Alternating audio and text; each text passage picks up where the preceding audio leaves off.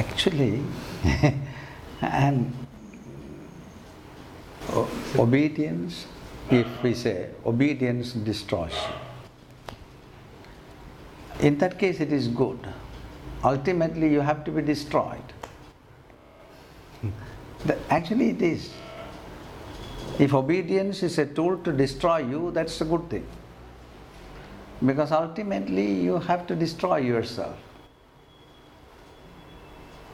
That is what we are scared of. And allowing ourselves to be destroyed is the most difficult thing. And the role of a master is that. He always tries to destroy you. Maybe with his love, maybe with some tricks, maybe with surprises, maybe with showing something which is very attractive for you. And thereby you cannot stay as you are. When you cannot stay as you are slowly starting to destroy you. So obedience comes in this balance, in this area. When you are obedient, it is actually not just following somebody. You cannot be obedient unless you surrender to the person. Then by force you can push somebody to follow certain things. By force.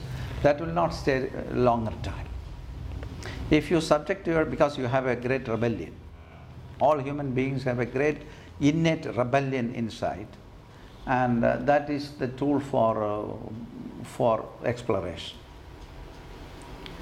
And so if by force somebody is subjugating you, certainly you become rebellious, and that's the tool for freedom, and that cannot continue for a long time, the subjugation.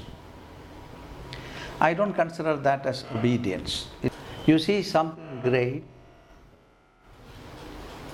something very remarkable, that you unknowingly start to follow this.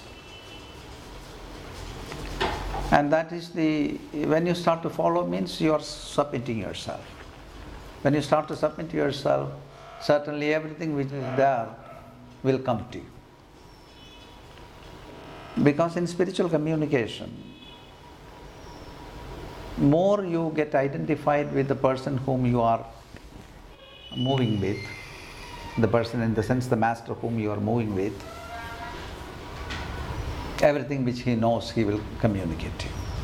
Because he will also feel this kind of a identification with you, that you are very receptive. You are not challenging, you are not stopping your mind, not closing your mind. You are so open that he can pour out everything which he knows. And when a person is following this kind of this type of a master, naturally there will be a great submission. Whatever he says, you start to follow. Because you don't keep your own self. You slowly skip yourself, and thereby finally you will be absolutely obedient, that you don't have your own independent self. And all the spiritual work which we do is to drop this particular self of which we have a hold on. When it is dropped, you are the same as the other one, or the rest of the whole thing. It's all in theory, you can say like that. But obedience, forcefully pushing a person to follow somebody, I don't consider this as obedience. It will only breed rebellion, troubles. The other is voluntarily, out of love, you certainly feel for the person, and then you forget about yourself. You just simply follow what he says. And then a big problem is solved. The big problem is your individual self is solved. So I don't think that obedience is a trouble. But the statement is correct, that obedience destroys you.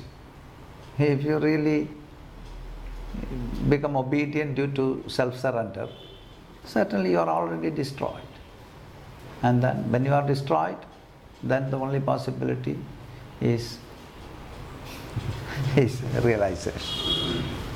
So in that way, the statement is right. But it is not in the context of the normal plan.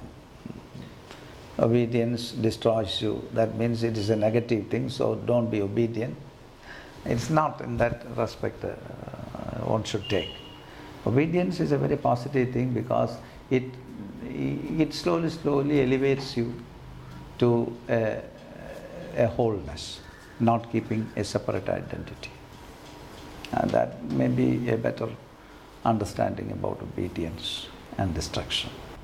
So I feel obedience can play wonders, that it can destroy yourself and then it can elevate you to certainly to a deeper level.